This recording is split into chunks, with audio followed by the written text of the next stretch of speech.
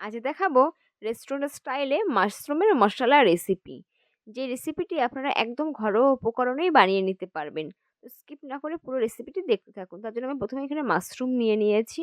এবার মাশরুমগুলোকে একটি পাত্রে ঢেলে নেব। আর দিয়ে দেবো এখানে জল। জল দিয়ে খুব ভালো করে মাশরুমটি ধুয়ে নিতে হবে। প্রায় ৩ থেকে ৪ বার মাশরুমটি খুব ভালো করে ধুয়ে নিতে হবে। মাশরুমের ওপরে যে আস্তরণটি আছে সেটি যেন ভালো করে পরিষ্কার হয়ে যায়। আর যে বড় সাইজের মাশরুমগুলো সেগুলি আমি ৪ পিস করে কেটে নেব আর ছোট সাইজেরগুলি ২ পিস করে কেটে নেব। তো মাশরুমগুলি খুব ভালো মতন কাটা হয়ে গেছে। এবার মাশরুমগুলি ম্যারিনেট করার জন্য আমি প্রথমেই দিয়ে দিচ্ছি এখানে ২ চামচের মতন তেল আর দিয়ে দেবো জিরের গুঁড়ো, সামান্য ধনে গুঁড়ো, লঙ্কার গুঁড়ো আর দিয়ে দেবো নুন। এবার সমস্ত কিছু মাশরুমের সঙ্গে খুব ভালো মতন মিশিয়ে নেব। মেশানো হয়ে গেলে এটি প্রায় ৫ থেকে ১০ মিনিটের মতো রেখে দেবো। খুব বেশি সময় ম্যারিনেট করে রাখার দরকার নেই। তারপরে মশলার জন্য কী নিয়ে নিয়েছি সেটা দেখে নিই। প্রথমে এখানে আমি ২টি পেঁয়াজ নিয়েছি আর পেঁয়াজগুলি খুব ভালো করে ছোট, ছোট করে কেটে নিয়েছি। আর ২টি লঙ্কা ছোট, ছোট করে কেটে নিয়েছি। আর এখানে আছে আদা ও রসুনের পেস্ট আর আছে ২টি মিডিয়াম সাইজের টমেটো পেস্ট। এবার রেসিপিটি শুরু করার জন্য প্রথমে একটি ননস্টিকের প্যানে আমি তেল দিয়ে দিয়েছি। তেলটি গরম হয়ে গেলে দিয়ে দিচ্ছি জিরে। জিরেটি ভাজা, ভাজা হয়ে গেলে তখন পেঁয়াজ আর লঙ্কাটা কুচিয়ে রেখেছিলাম সেটিও দিয়ে দিচ্ছি। এবার পেঁয়াজটা খুব ভালো করে ভেজে নিতে হবে। আর পেঁয়াজ ভাজার সময় অবশ্যই একটু নুন দিয়ে ভেজে নিলে পেঁয়াজটা তাড়াতাড়ি ভাজা হয়ে যাবে।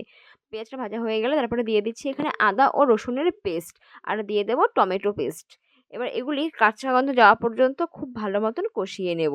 যখন এগুলো খুব ভালো মতন কষানো হয়ে যাবে এবং কাঁচা গন্ধটা চলে যাবে তখন এখানে অ্যাড করে নেব কিছু গুঁড়ো মশলা। গুঁড়ো মশলার ভেতরে আছে ধনে গুঁড়ো, জিরে গুঁড়ো, লঙ্কার গুঁড়ো আর হলুদ। গুঁড়ো মশলাগুলি দেওয়া হয়ে গেলে আবারও খুব ভালো মতন কষিয়ে নেব যতক্ষণ না পর্যন্ত এর তেলটা ছেড়ে আসছে। আমি খুব ভালো মতন কষিয়ে নিচ্ছি। তো খুব ভালো মতন আমার এটি কষানো হয়ে গেছে। রাখা মাশরুমগুলি আমি এতে অ্যাড করে নেব। আর মাশরুমটি দেওয়ার পরে খুব ভালো করে মশলার সঙ্গে কষিয়ে নেব। প্রায় ৫ থেকে ৬ মিনিটের মতন খুব ভালো করে মাশরুম আর মশলাটা একসঙ্গে কষিয়ে নিই যাতে মাশরুম আর মশলাটা খুব ভালো মতন মিশে যায়। তো যখন কষানো হয়ে যাবে তখন এতে আমি অ্যাড করে দেব জল।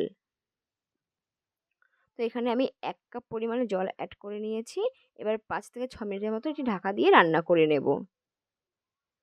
তো ৫ থেকে ৬ মিনিট পরে এই ঢাকাটি খুলে নিচ্ছি। এবার মাশরুমটা প্রায় তৈরি হয়ে গেছে। এখানে এবার দিয়ে দিচ্ছি সামান্য পরিমাণে কসুরি মেথি। এবার কসুরি মেথিটা একবার মাশরুমের সঙ্গে খুব ভালো করে মিশিয়ে নিলে কিন্তু রেসিপিটি তৈরি হয়ে যাবে। এবার আমি নামিয়ে নিয়েছি আর ঠান্ডা করে সার্ভ করে নেব। তো রেসিপিটি আপনাদের কেমন লাগলো অবশ্যই আমায় কমেন্ট করে জানাবেন। আর আমার চ্যানেলটি সাবস্ক্রাইব করতে ভুলবেন না। আর ফেসবুক থেকে দেখলে অবশ্যই পেজটি ফলো করে দেবেন। তো আজকের মতন বাই বাই। দেখা হচ্ছে পরবর্তী কোনো নতুন রেসিপিতে।